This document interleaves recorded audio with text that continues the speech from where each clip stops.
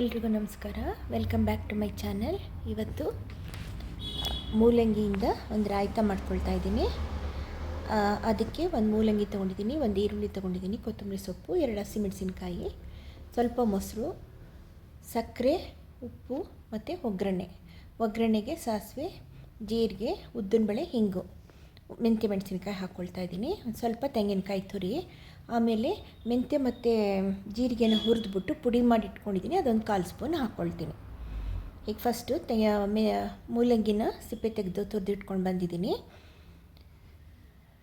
ಈರುಳ್ಳಿ ಸಣ್ಣದಾಗಿ ಕಟ್ ಮಾಡ್ಕೊಂಡಿದ್ದೀನಿ, ಮೆಣಸಿನ್ಕಾಯಿ ಸ್ಲಿಟ್ ಮಾಡ್ಕೊಂಡಿದ್ದೀನಿ. ಈಗೆಲ್ಲನೂ ಮೂಲಂಗಿನ ಚೆನ್ನಾಗಿ ಹಿಂಡಿಬಿಟ್ಟು, ಆ ನೀರು ಹಾಕ್ಕೋಬಾರ್ದು, ಅದು ಚೆನ್ನಾಗಿ ಹಿಂಡಿಬಿಟ್ಟು ಆ ತುರಿನ ಒಂದು ಪಾತ್ರೆಗೆ ಹಾಕ್ಕೊಳ್ಳೋಣ. ಹಾಗೆ ಕಟ್ ಮಾಡಿ ಇಟ್ಕೊಂಡಿರೋವಂಥದ್ದು ಎಲ್ಲ ಸಾಮಾನು ಅದರೊಳಗಡೆ ಹಾಕ್ಕೊಂಬಿಡೋಣ. ತರಕಾರಿ ಎಲ್ಲನೂ, ಈರುಳ್ಳಿ, ಸ್ಲಿಟ್ ಮಾಡ್ಕೊಂಡಿರೋ ಹಸಿಮೆಣಸಿನ್ಕಾಯಿ, ಕೊತ್ತಂಬರಿ ಸೊಪ್ಪು, ತೆಂಗಿನಕಾಯಿ ಚೂರು, ಇವೆಲ್ಲನೂ ಆ ಪಾತ್ರೆಗೆ ಹಾಕ್ಕೊಂಬಿಡೋಣ.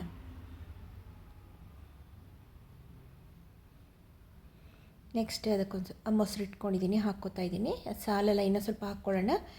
ಅದಕ್ಕೆ ಇವಾಗ ಜೀರಿಗೆ ಮತ್ತು ಮೆಂತ್ಯ ಪುಡಿ ಮಾಡ್ಕೊಂಡಿದ್ದೆಲ್ಲ ಹುರಿದ್ಬಿಟ್ಟು ಅದೊಂದು 1/4 ಸ್ಪೂನ್ ಹಾಕ್ಕೊಂಡಿದ್ದೀನಿ. ಒಗ್ಗರಣೆ ಹಾಕ್ಕೊಳ್ತಾ ಇದ್ದೀನಿ.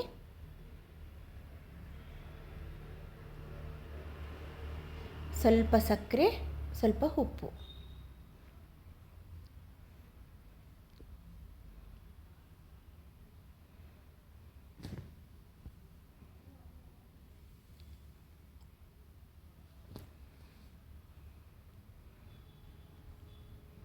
ಇದಿಷ್ಟನ್ನು ಹಾಕ್ಬಿಟ್ಟು ಮಿಕ್ಸ್ ಮಾಡ್ಕೊಳ್ಳೋಣ. ಈಗ ಇನ್ನೂ ಮೊಸರು ಹಿಡಿಯುತ್ತೆ, ಇದಕ್ಕೆ ಹಾಕ್ಕೊಳ್ತೀನಿ.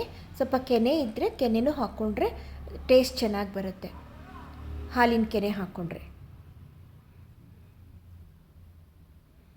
ಇನ್ನೊಂದು ಸ್ವಲ್ಪ ಮೊಸರು ಹಾಕ್ಕೊಂಡು ಇವಾಗ ಕಲಿಸ್ಕೊತಾ ಇದ್ದೀನಿ ನೋಡಿ. ಇದು ಚಪಾತಿ ಜೊತೆಗೆ ತುಂಬಾ ಚೆನ್ನಾಗಿರುತ್ತೆ. ಹೆಲ್ತಿ ರಾಯ್ತ.